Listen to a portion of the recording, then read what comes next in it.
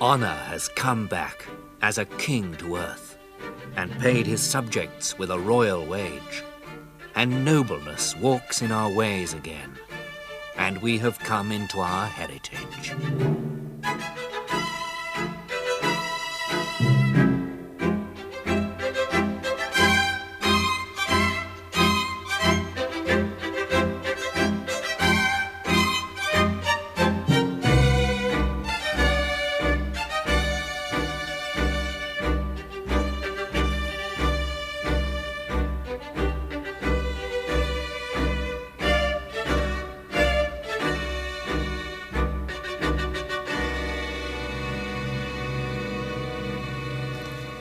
Vera, did you know about this?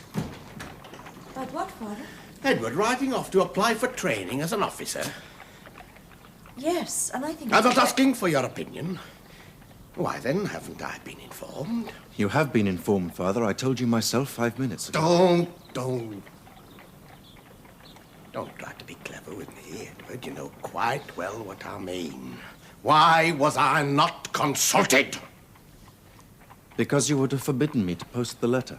And I felt that what I was doing was right. Right, it was stupid, it was pig-headed, it was utterly childish. If you don't want to go to Oxford, there's plenty of work here at the mill. God knows it's getting to be more than I can cope with. I need you. Your mother needs you. Don't these things mean anything to you any longer? Well... It's very hard to answer that without sounding... You're ashamed to answer, that's the truth of it. You keep out of this. No, Father, I am not ashamed. Very well. I believe that in this present crisis, my country needs me too. Father, I can't hang about at home when all the other chaps are going. I just can't. Aye. That's more like the truth of it. I don't know.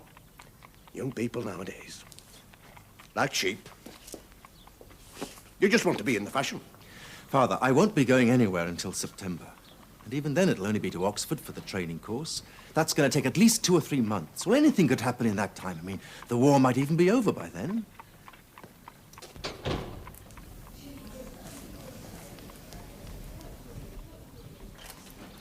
Morning, Mrs. Smith. Tom. Morning, Hello, Edith. Mrs. Smith. Edward, what are you doing here? I thought you were at Aldershot with the school cadet corps. Yes, well, I was, but they suddenly found more urgent uses for Aldershot and sent us lot home. I'm very glad that they did. Well, now, Vera, you're just the person I wanted to see. Your mother tells me that all this college business has gone quite by the board. Oh, yes, it's such a pity. Well, then I'm sure you don't intend sitting around here kicking your heels at times like these. Now, I'm organising a sewing circle for the ladies of the town, and I thought it would be a good idea... Excuse me, please. I must talk to my father. She's still a bit unsociable, Edith. I expect she'll settle down now, though.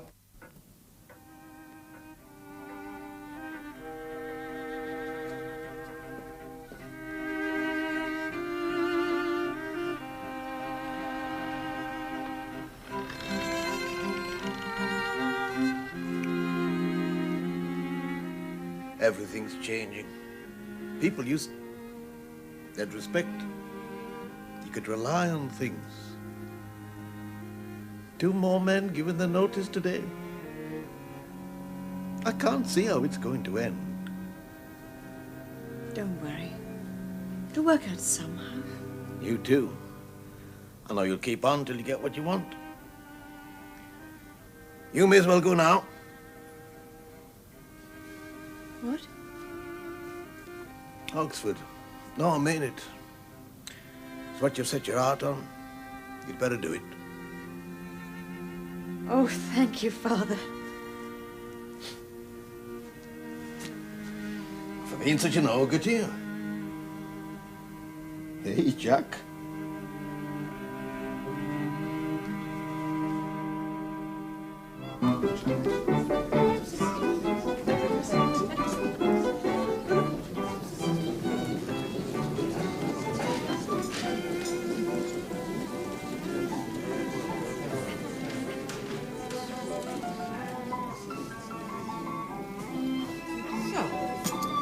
just leaves the pillowcases, the petticoats, the teapot and the china.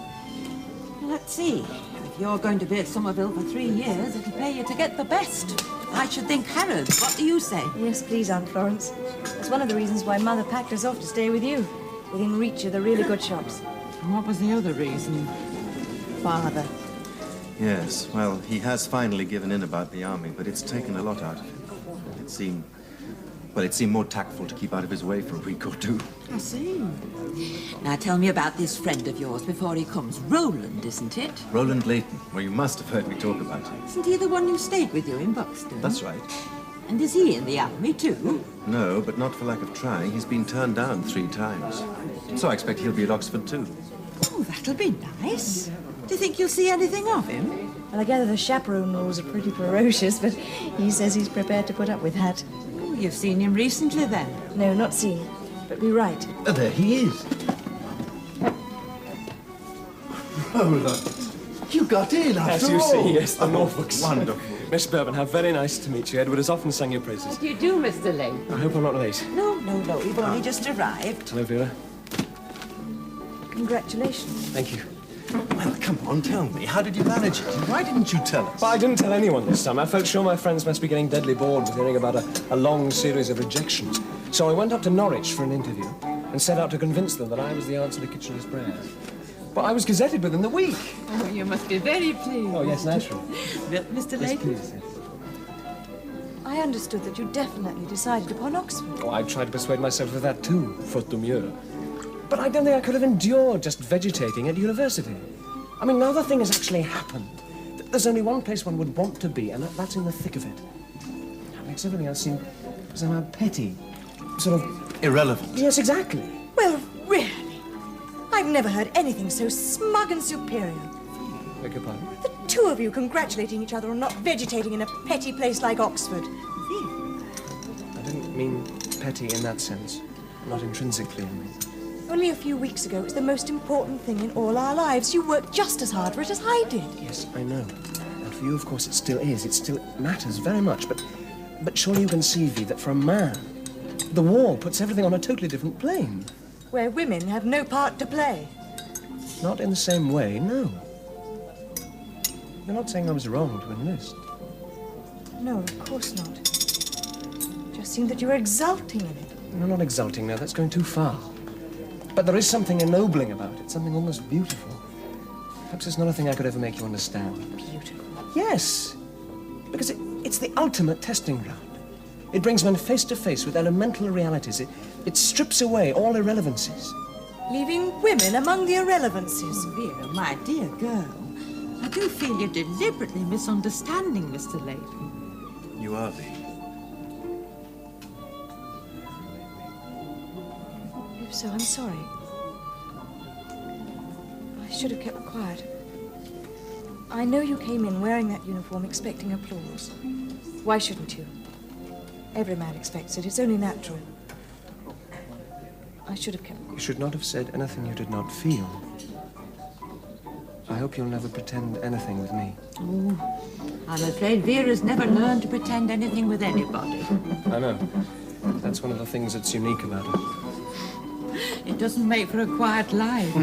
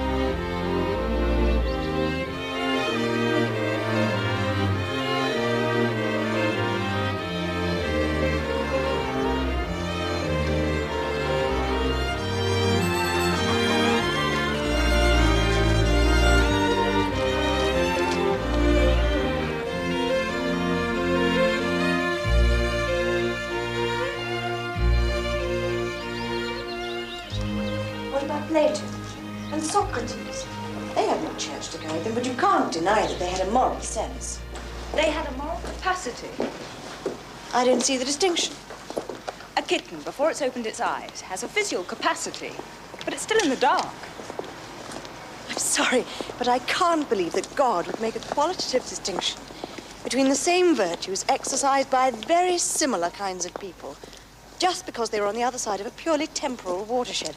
That would mean that everyone born BC was chronologically underprivileged. That's worse than Calvin. Then what do you understand by the redemption, if they were redeemed already? I don't know. That's what I'm trying to find out.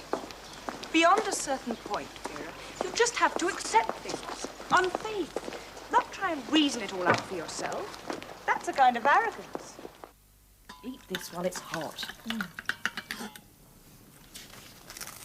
And then we really ought to go to bed. It's nearly 1:30, and I've got a tutorial at 9. I've got to prepare 3 pages of Euripides by 10. And I barely know the alphabet, let alone the verbs. I can't understand why nobody told you you'd have to take responsions Greek. Nobody knew. It wasn't that sort of town. Talking about Euripides, did you get to the Gilbert Murray meeting? Oh, yes. What's he like? Not a bit like I expected.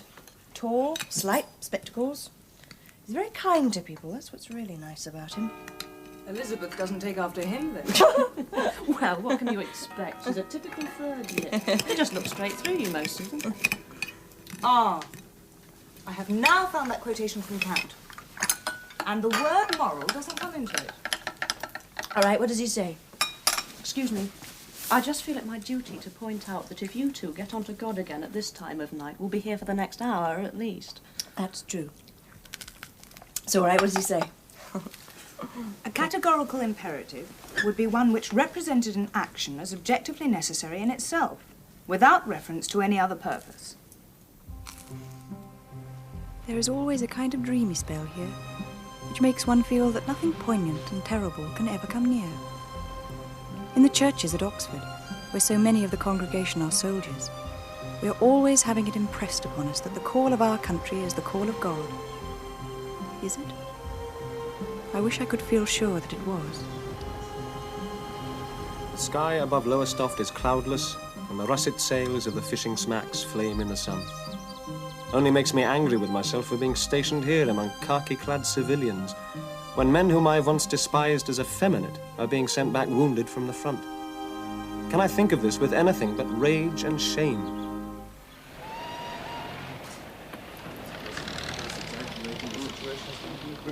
Well, I've always said about the place. All the chaps at Sandgate are convinced that we could drive those Germans back any time we choose. Matter of the higher strategy, I suppose. Exactly. Probably waiting for a joint spring offensive. Finish them in one blow. I'm only hoping I'm going to get sent out before it's all over. Oh, What? it's the Maeterlinck and Tessa the D'Urbervilles and the Turgenev. Who's sending you all those, then? It's him. Good heavens. Leighton, that poet chap. He's got Christmas leave, too. It's not embarkation. No, he's going to be in London. I didn't know they lived in London. No, Lowestoft. His mother's got a flat for him near Regent's Park. That'll cost you a pretty penny. What's the idea of that, then? Don't know, Father, never met her. Why should he want to be in London if his Did you tell him that you were going down to Purley after Christmas? Yes, I believe I did mention it. Talks about arranging a meeting. Does he now? I suppose she could ask Aunt Florence to go along and chaperone her. Oh! Well, what is it? Wants me to meet his mother.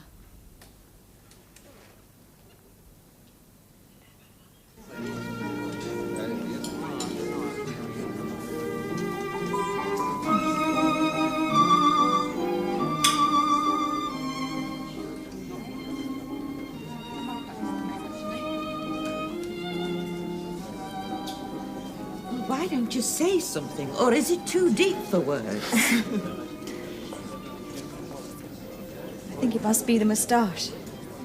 You look quite different. Improved, I hope. Quite impressive. You didn't say you were growing it. No. You know, Miss Bevan, 3 months in camp has taught me a good deal about the martial arts. But I fear the art of conversation has grown rather rusty there. Everything in the army is couched in the imperative mood. That doesn't do at all when one is talking to ladies. Especially Vera. Oh. Tell me, how's Oxford? Oh, I love it. I feel very lucky and privileged to be there. It's wonderful to be in a place where you're actually expected to work, instead of people thinking you're a fool for wanting to. And what about you, Mr. Leighton? Have you had an enjoyable leave? Yes, splendid, thank you. Oh, I hope the best part is yet to come. I have some tickets for the theatre tomorrow night, His Majesty's Theatre. I was wondering if you and Vera would like to come. It's Herbert Tree, you know. That's very kind of you. What you say, V? I'd love to. Thank you.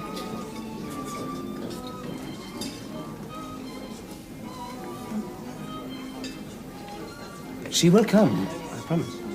Yes, I was just wondering what she expects, what to say. She knows nothing about me, does she? Well, nonsense, she knows all about you. Well, you'll have plenty to talk about. I've told her about your writing. Oh, what does she say? Well, she said, then why does she want to go to Oxford? Oxford's no use to a writer unless she intends to write a treatise. Oh, dear. Oh, no, don't look like that. She'll be delighted with you. How can you possibly know? Because her tastes are very much the same as mine.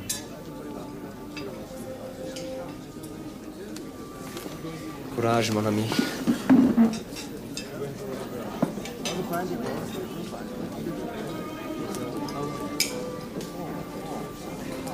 Oh, darling. Oh, am I late? Only 15 minutes. Oh, I'm so hopeless about time. You must be Miss Bowen. So nice to meet you. How do you do? And this is Vera Brittain? This is Vera Brittain. Oh, my dear, let me look at you. I've heard so much about you from my son. Why, Roland, she's quite human after all. I can't imagine what he must have told you to make you think otherwise. No, of course it was foolish of me. I somehow thought you'd be rather severe, very academic, and altogether alarming. Roland! No, you mustn't blame him, my dear. Men simply have no idea about such matters. He did say you were charming. I remember that distinctly. But then he would go on about your mind and your character. If only the silly boy had told me about that hat, I'd have known we'd have got on famously. Do you like it? I took ages deciding what to wear. It's the first time I've ever met anyone from the world of letters. It's very pretty. And so are you. You know, I just adore having young people around me. I feel I have a sort of affinity with them somehow. The only ones I find just a weeny bit tiresome are those rather strident young girls who go around wearing ugly clothes and striking angular poses and forever boasting on about how modern they're supposed to be. Don't you agree? Oh, indeed. Darling, before we order, what I would like you to do is to go through to reception and ask them to order me a cab for 2:30. I have to see my publisher at 3. Yes, of course. Oh, do run along with him, my dear.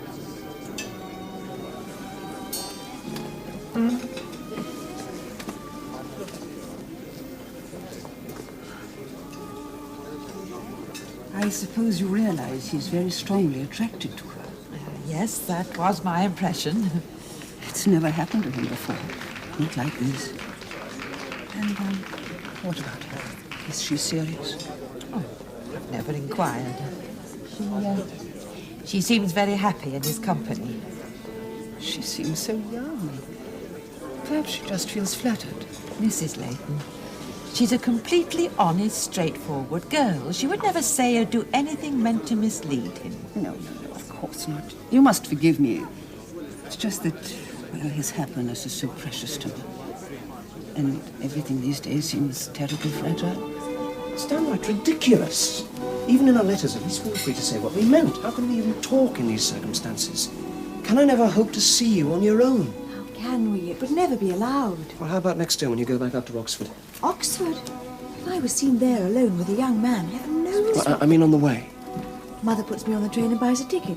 When I get there, I'm supposed to send a telegram. Oh, that is medieval. It's the same for everyone. Listen, don't you ever change trains? Yes, sometimes when I go by Leicester. Well, listen, go via Leicester. Think of some excuse and then miss the connection. Why? Well, I'll get away. I'll spin some yarn to the CEO and come to Leicester and meet you. At least we'll have an hour or two alone together. Norwich? You'd come all that way just for an hour? come again, my love, though it were 10,000 miles. Look, he's coming back. Please say you'll do it. No one will ever know. I'll try.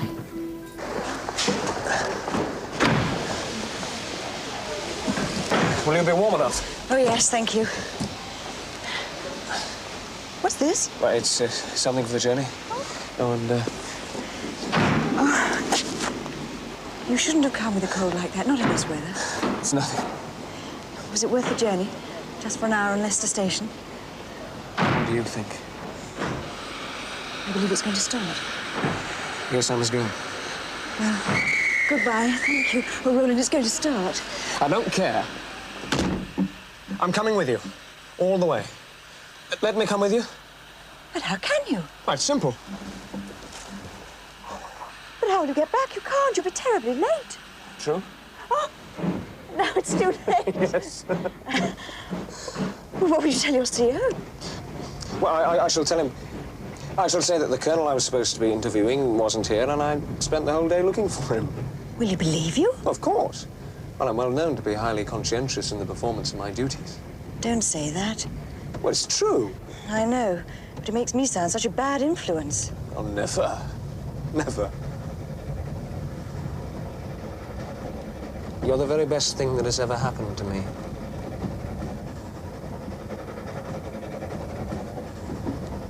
Here, give me those.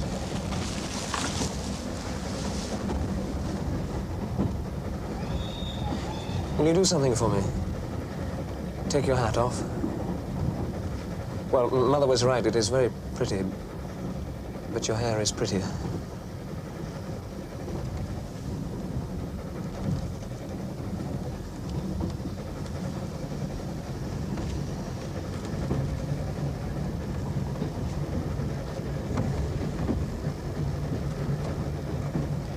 What's the matter? Shouldn't I have done it? No. Why not? It'll be half the night getting back to camp. Hanging about on drafty stations. Your cold will get worse. Sit down, Miss Brittain. I had some misgivings about you. Largely because you seemed overconfident. Oh, I'm sorry. I didn't mean to give that impression. When I told you you'd be required to sit Responsions Greek at the end of 10 weeks, I had anticipated some signs of agitation, considering you had no previous acquaintance with the language. You took the news very calmly. I just felt that if I worked hard enough, I ought to be able to get through it. Yes. Well, you were right. That's the first hurdle cleared, isn't it? Congratulations. It was a brilliant performance. Thank you, Miss Penrose. I hope to hear in due course that you've coped equally well with the Latin. You will inform your tutors that you are now joining the Past Moderations course. I don't need to stress the vital importance of getting a good result. What's your temperature? I hope you're not another case of influenza.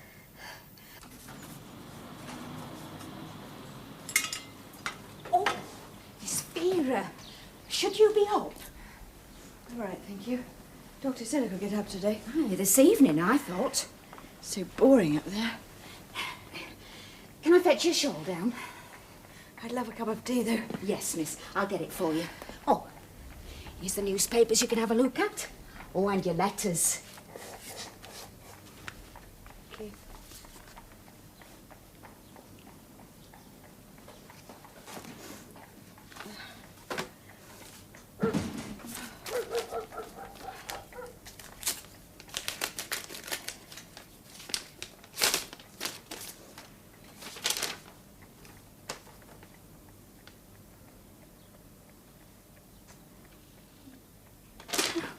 Sarah!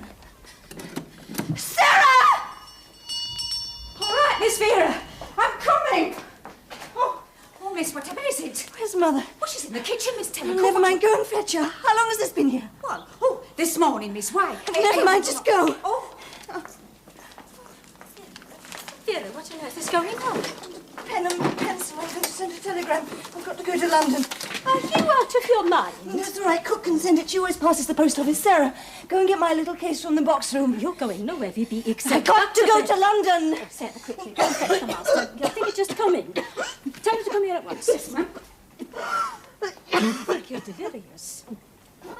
not to... Well, then, for heaven's sake, pull yourself together and try and talk sense. Roland Leighton has got himself posted to a frontline regiment. He wrote to say that he'd be going to France in 7 days. 7 days? Oh, well, really, all this fuss. Listen! He didn't know that I'd be sent home ill. He sent the letter to Somerville, may have been days ago. He may be leaving now. Tomorrow, he may be leaving now. Let me have a look. This is dated the 18th. What's going on 7 here? days would be the 25th. It's only the 22nd now. Oh, thank God. Edith, Oh. you sent for me. Yes. Father, give me a pen. I want to send a telegram. But why do you have to send a telegram? Because he's not on the telephone. He's been waiting 4 days for an answer. He may be going to his death and he thinks I don't care. Oh! It's Roland Leighton. Oh, I can't. My hand is shaking. Just say... You seriously think that you're going to rise from a sick bed and go tearing off to London to meet a young man unaccompanied? Well, I'll send and ask Aunt Florence to chaperone. You know, you can come with me. Oh, really? I'm supposed to drop I everything will and go not just have to this hysteria. Now, I can't begin to understand why she's suddenly making all this fuss about young Leighton, but on the assumption that the young man wants to see her as much as she wants to see him. Why don't we invite him to come up here? You can stay the night. Go back the next day. What do you say? Your tea, Miss Vera. Oh, thank you. Oh, yes, please.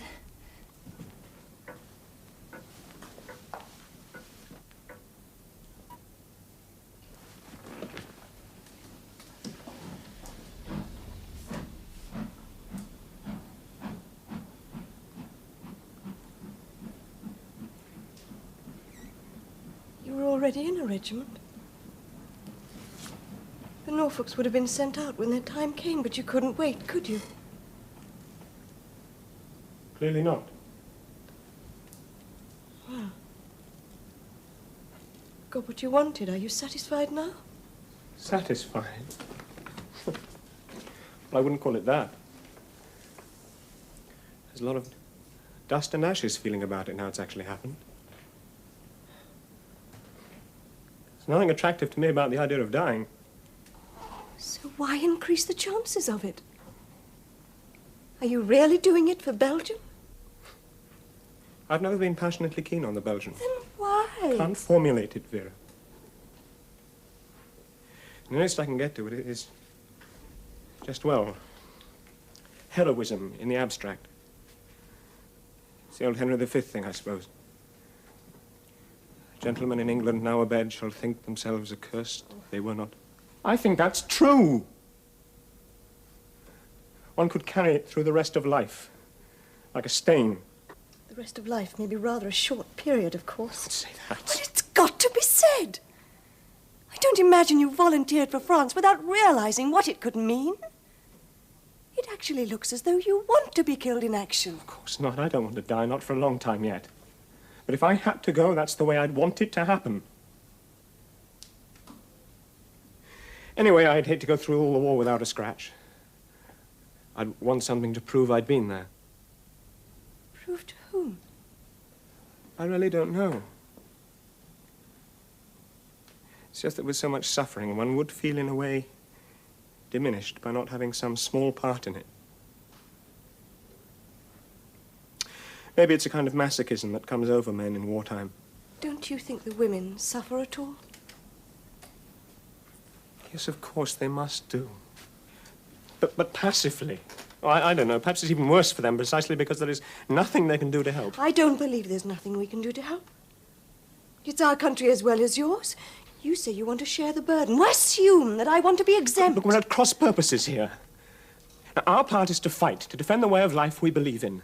Now, yours is to represent those things, to preserve them for us until after the war. Like flies in amber. Well? Everything comes to a stop, dead halt until the men come back and start it moving again. What is wrong, Vera? I sometimes wish I'd never met you. You don't mean that.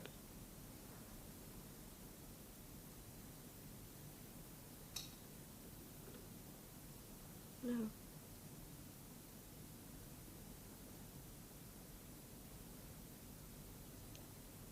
I had such a lofty idea of the war up until now. Full of pity for suffering humanity. Now it's all turned into fear and selfishness. At the bottom of my heart, all I'll be praying is anybody else but God. Please, not him. I'll be coming back. Believe me. I'm entirely convinced of that. Yes. I believe it too. I've got no right to talk about sharing the suffering. I'm only going through what thousands of women have been going through for months. And already I'm complaining. I won't anymore. No, don't. Just think a long way ahead. You'll be listening to me tell our children all the brave deeds I did upon St. Crispin's Day. Pretending you don't know them all off by heart.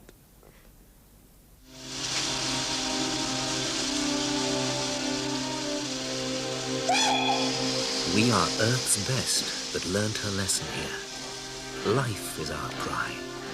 We have kept the faith, we said. We shall go down with unreluctant tread, rose-crowned into the darkness. Proud we were, and laughed, that had such brave, true things to say. And then, you suddenly cried and turned away.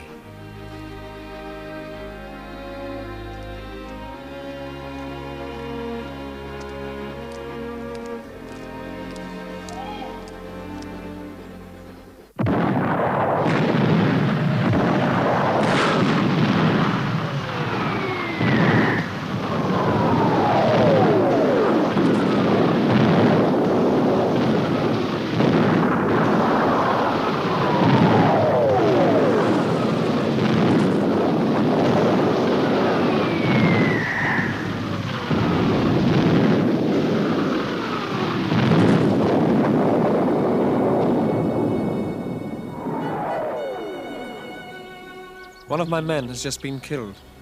The first. I did not actually see it, thank heaven. I only found him lying very still at the bottom of the trench, with a tiny stream of blood trickling down his cheek into his coat.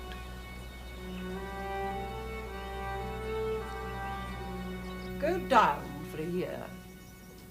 Now, what would be the point of that? I want to do something to help the war effort.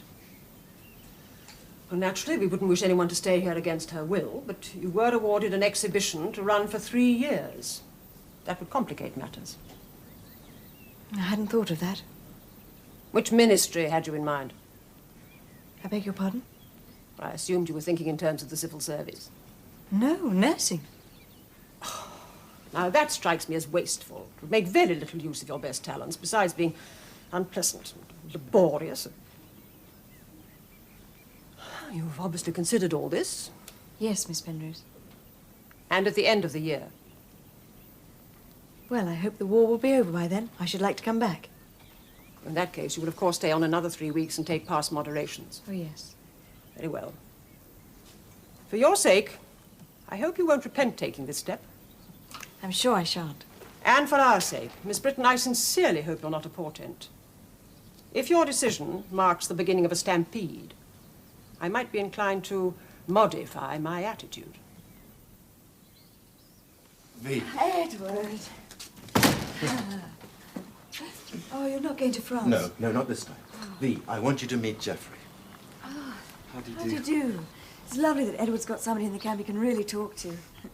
Excuse me, I must sit down. You all right, Vera? I'm exhausted. So, how's nursing, V? Stops you thinking, anyway. Is it what you imagined?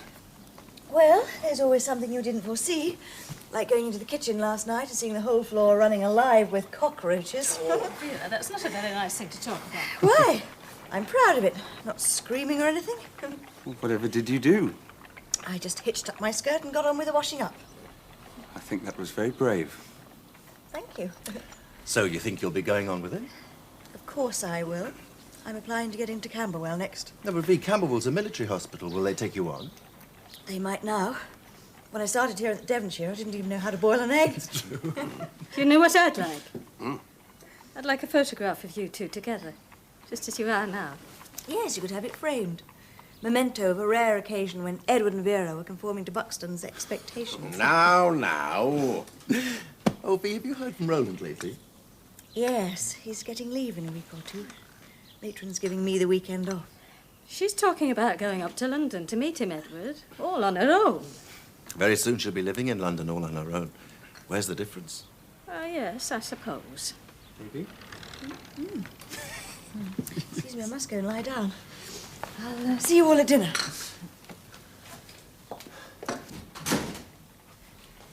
Edward, I've been meaning to ask you, how much do we actually know about this Leighton fellow? You know him, I suppose. Yes. I mean, he's very polite and well-mannered and so on, but she seems to be getting very serious about the whole thing. I shouldn't want her to get hurt.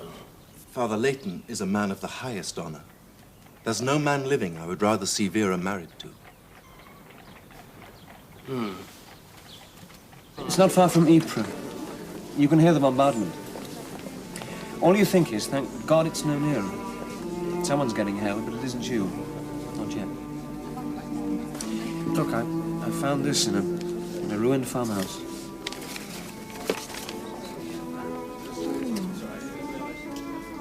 Did you find this near where you wrote the poem about the violets? It's not far from there.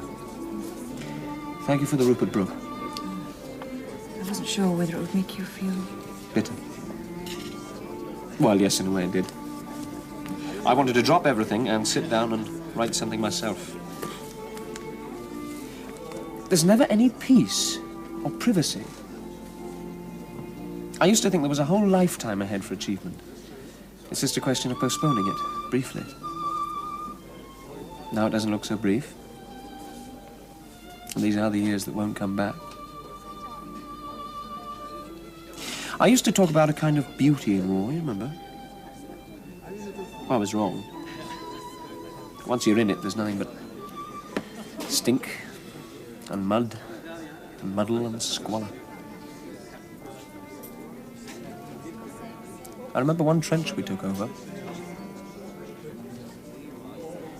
We were up to our knees in black water for 2 days.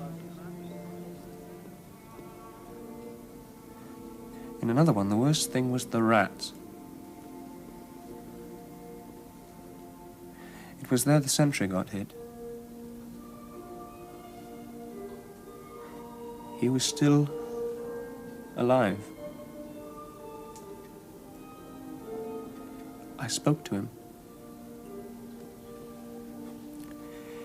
I only went to get a stretcher. But when I came back,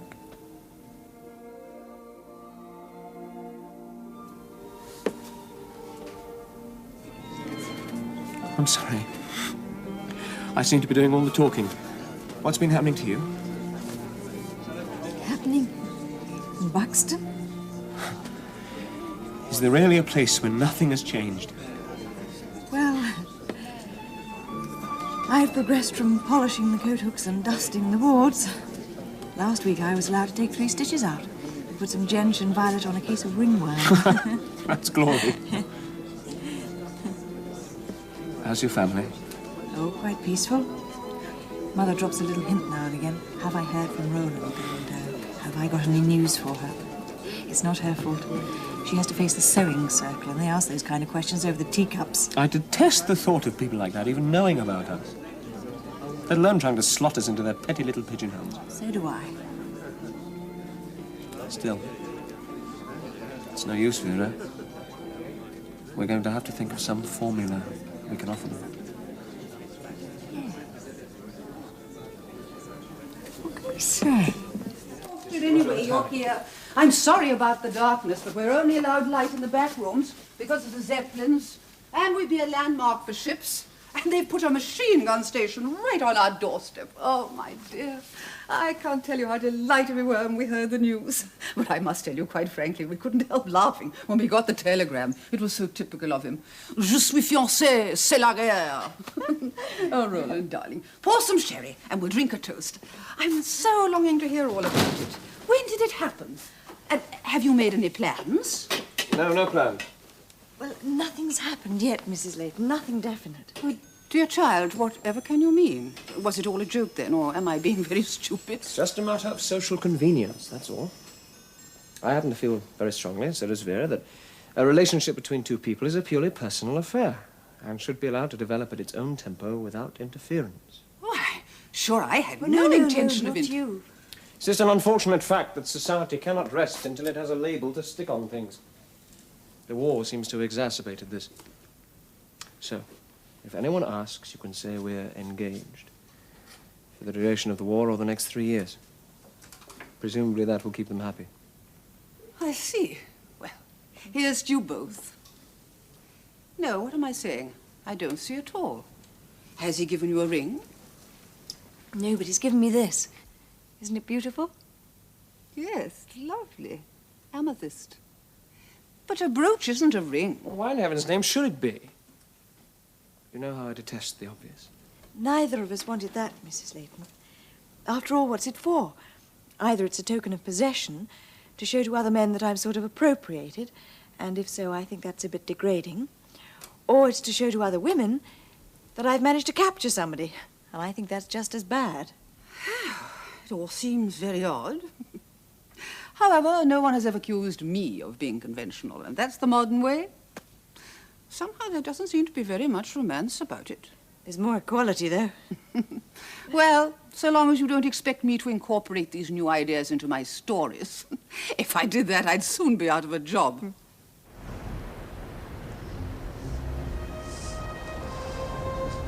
Are you cold? Just my fingers.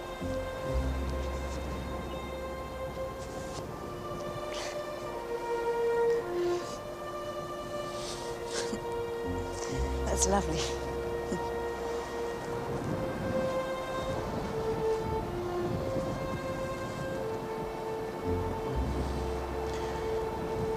What are you thinking about?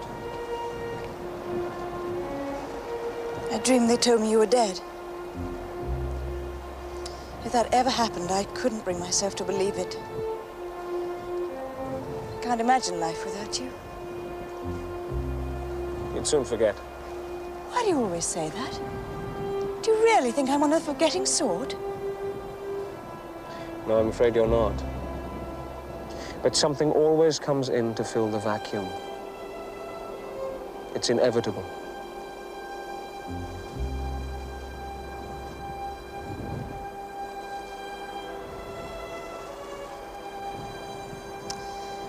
I saw a notice in the agony column of the Times the other day. Lady, fiancé killed in France. Would gladly marry officer, totally disabled by war service. Grief makes people do strange things. I could understand it in a way. If she felt there was no more to be done with the rest of her life, she might as well let somebody else who had suffered make use of it. I shall come back. Well, I may get wounded, but I know I'll come back.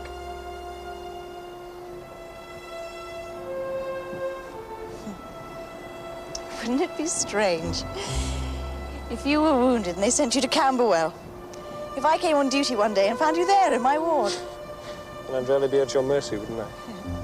I fancy I'd rather enjoy that.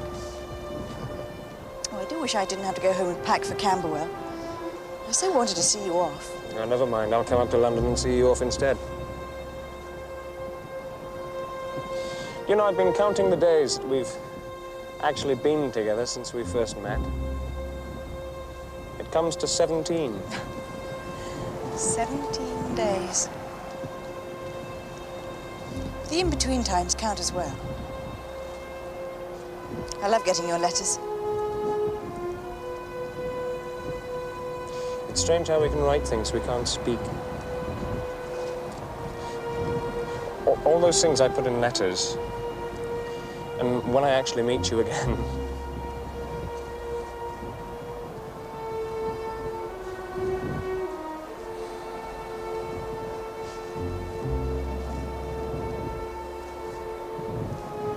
well, let's be glad we're together now. We've got tonight and tomorrow.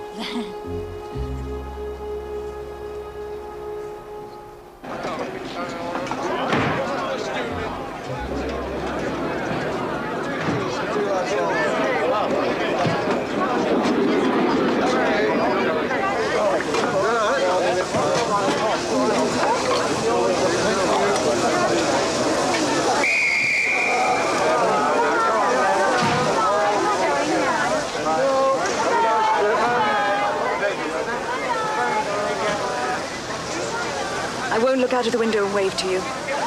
No, don't. I can't.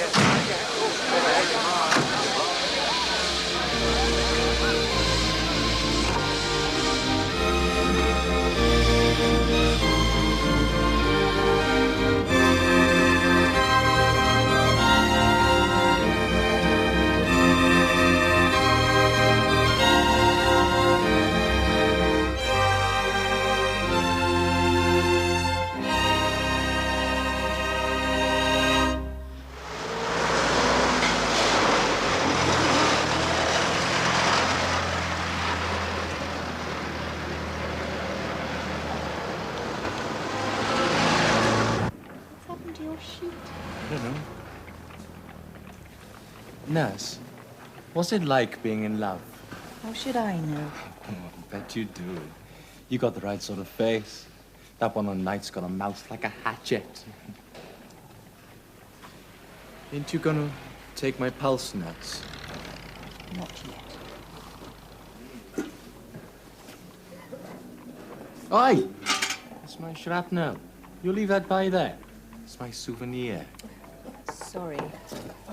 Here. Do you want to know where they pulled that out of, Nurse, eh? Watch it, Craig Leg.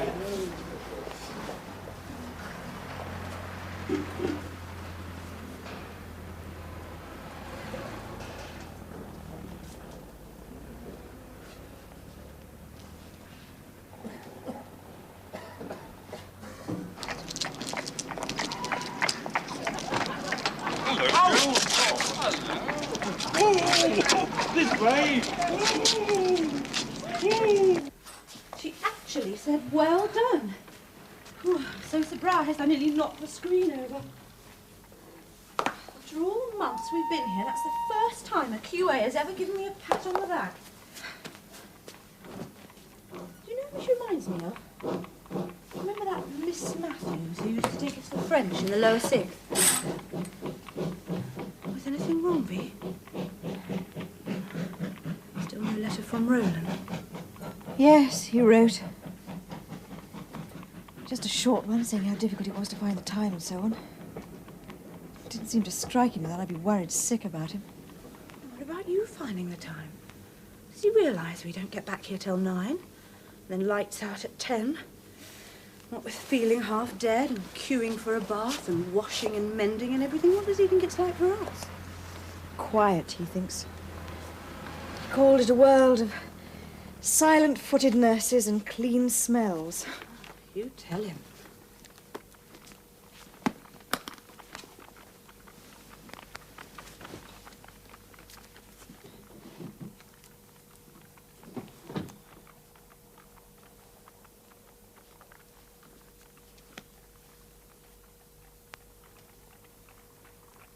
Most estimable, practical, unexceptional adjutant. I suppose I ought to thank you for your letter, since apparently one has to be grateful nowadays for being allowed to know you are alive. But all the same, my first impulse was to tear up that letter. Can't say what you really feel in case something happens. Maybe the last letter they ever get.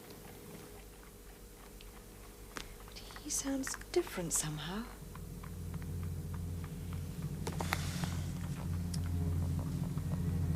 He said that I seemed to him like a character out of a book, or somebody he's dreamed about.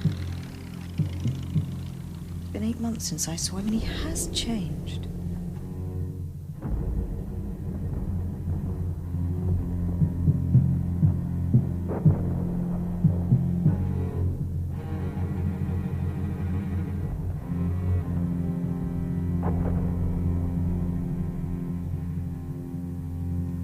What does he say exactly?